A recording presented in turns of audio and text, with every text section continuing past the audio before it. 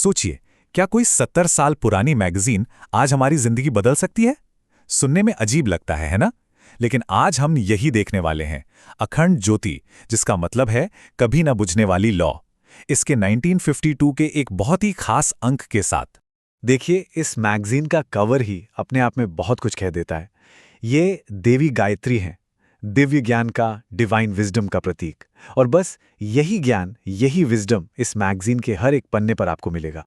और देखिए, मैगजीन की शुरुआत ही एक बहुत बड़े, मतलब बहुत ही बोल्ड क्लेम से होती है। ये कहती है कि गायत्री मंत्र ये सिर्फ एक मंत्र या प्रार्थना नहीं है, बल्कि ये तो सारे वेदों का सार है, उसका निचोड़ है। सोचिए, एक ऐसी नींव जिस पर ज्ञान की पूरी इमारत खड़ी है। तो चलिए देखते हैं कि इस पूरे ज्ञान को हम कैसे समझेंगे। सबसे पहले इसकी जड़ को पकड़ेंगे, फिर देखेंगे कि इसे जीवन का विज्ञान क्यों कहा गया है। इसके बाद हम जानेंगे कि प्रैक्टिस कैसे की जाए, कुछ हैरान कर देने वाली कहानियों को सुनेंगे और आखिर में देखेंगे कि इसका समाज के लिए क्या विजन है। तो पहला सवाल, ये ज्ञान आया कहाँ से? चलिए, अखंड ज्योति और इसके पीछे जो जबरदस्त सोच थी, उसे थोड़ा और करीब से जानते हैं। देखिए, इसके जो लेखक थे ना, उनका मकसद सिर्फ आध्यात्मिक बातें करना नहीं था।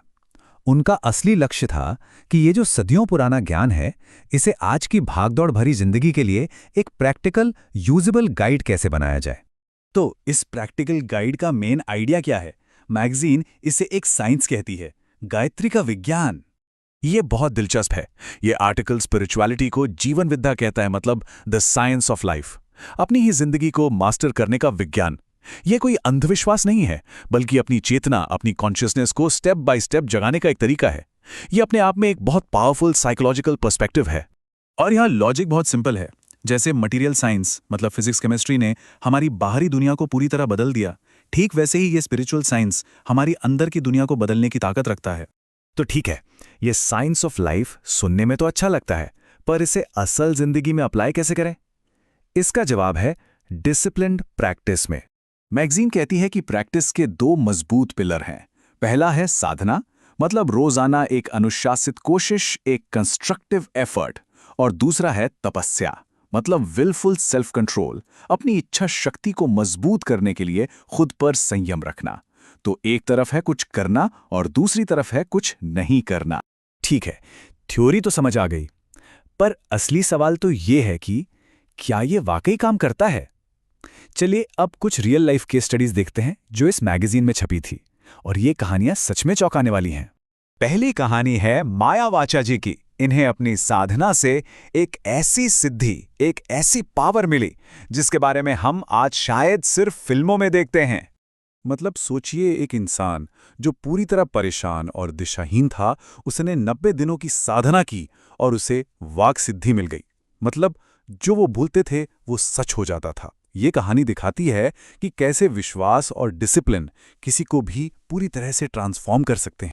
ठीक है, मन तो बदल गया, पर क्या यह शक्ति शरीर पर भी असर कर सकती है?